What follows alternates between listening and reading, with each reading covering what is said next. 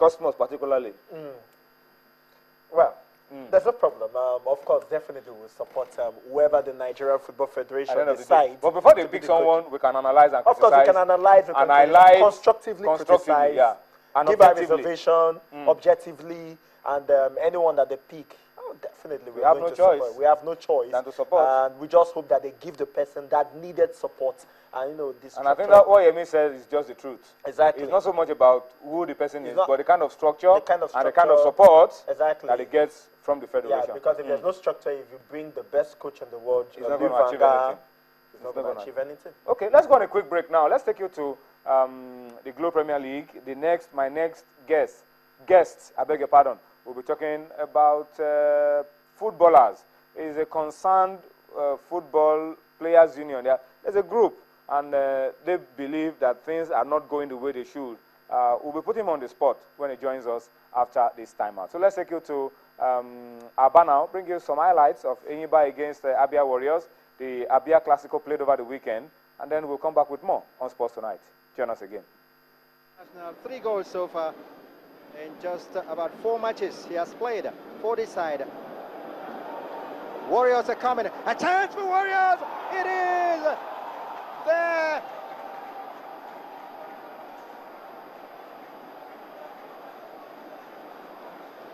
It is there for Ndifreke.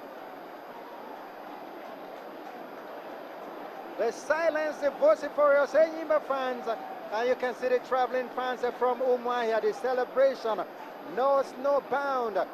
The drums are drumming, pounding away on the drums. The drummers, all musical instruments are up and doing right now. What a goal from Ndiftman and Ndifreke Effiong. It is his 4th goal of the season. Well, Ndifreke Effiong might have been the goal scorer on this occasion. But then, much credit should go to Chisom Chikatara, who also made runs and took defenders. Chinodiu Dodge has been taken off the way, but Chisom made sure he took other defenders out of the way. He not only can create goals for others, but this man can sure scores. Beautiful technique, even when he was taking that shot. His head was down, his shoulder was down, non-kicking foot to the ball, and the rest, Ejogu did not get to see. The right foot, very scintillating toward the celebration, tells the story from Umuahia. Uluacha. A chance for a cross, players converging in the box, and a chance at all! It's 1-1, and it's Christian Obiozo that finally got to the end of that shot from Eto.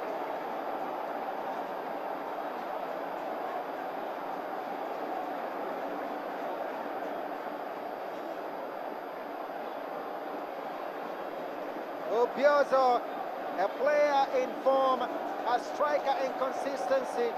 In the past matches, he's hit his 4th goal of the season.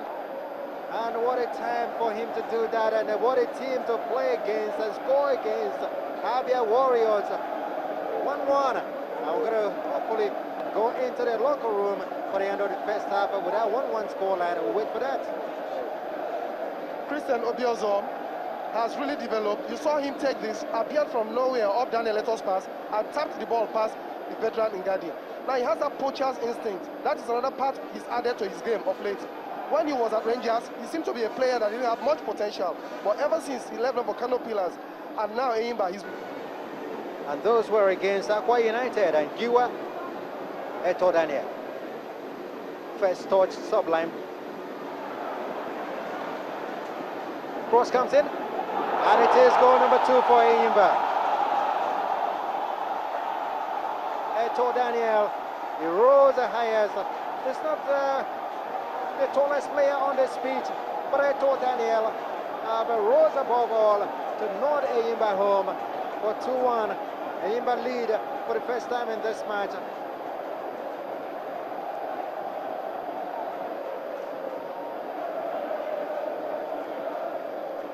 The defense went to sleep.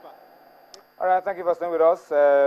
Some highlights for you once again of that big game played over the weekend in Aba, the Abia Derby. All right, I have Monde Kanu joining me on Sports Tonight this Tuesday. Monde Kanu represents a very unique group. Former player, I must say, former Bendel Insurance. Bendel Insurance, that's right. In the 80s. Yes. And the junior national team 87. But for today, yeah, can I just go ahead? Yeah, go ahead. Please. Viewers, all road leads to National Stadium, Surulere tomorrow. What are you guys doing tomorrow? What we are doing tomorrow is anybody, all people that have been following local football in Nigeria, they are aware of the fact that the House of the Players Union has been dysfunctional.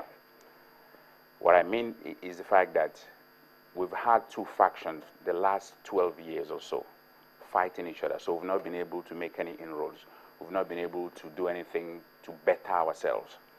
So we've been, the last 2 years, we've been consulting, meeting stakeholders, and finally, we'll be inaugurating an interim board. Is the NFF in support of this? Are they aware of this? They're absolutely in support of it. You're absolutely sure about absolutely. this? So we're going to be seeing we wrote NFF? Them, we wrote them, yes, they're going to be. You wrote them and they replied to you? We wrote them and they promised to come, and we expect to see them or their representatives. Of course, this Ulisse issue, of course, we know is equally taking a lot of their attention, but they are in support of it. But I also want to bring up a few issues as well.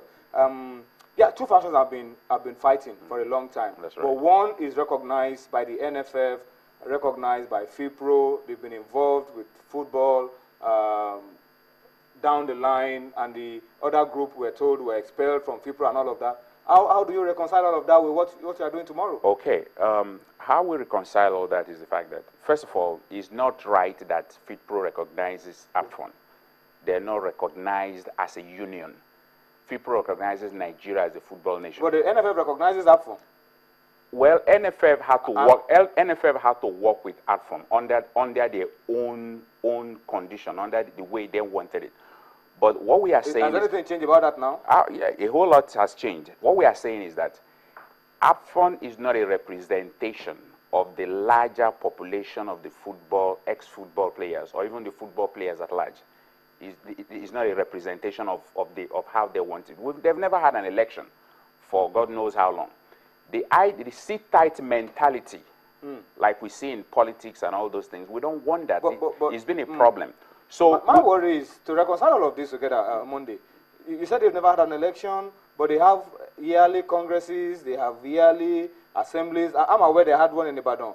They had one in Lagos early this year with the NFF fully represented. What do they do in all of these places? They've been returning the same people. Popo has even FIFA has returned the same president. Hold on now. Down the line.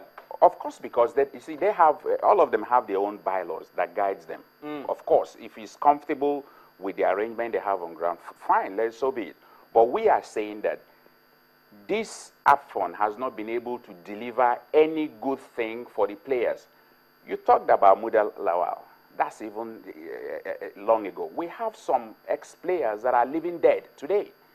Many don't have any means of livelihood. Many are in deplorable health condition. AFCON that has not done enough for them. The Players Union, have not done anything. Which is the one that they never recognizes. Parading, done so much for them.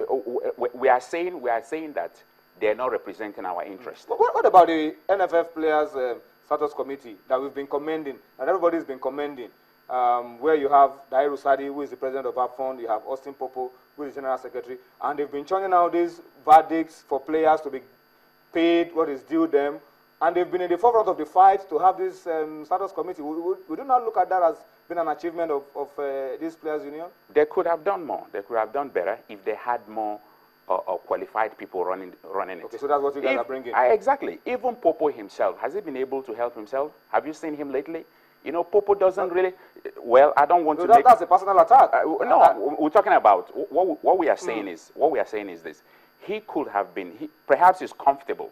I mean, we all have different aspirations in life. People like Edema Fuludu are also involved with all that they're doing. And Edema Fuludu is involved in Delta State FA. So in a way. He's a member of AFCON. They're all there. Who are your members? This new Peter Rufai is part of us. Okay. In fact, we have a 15-member interim committee.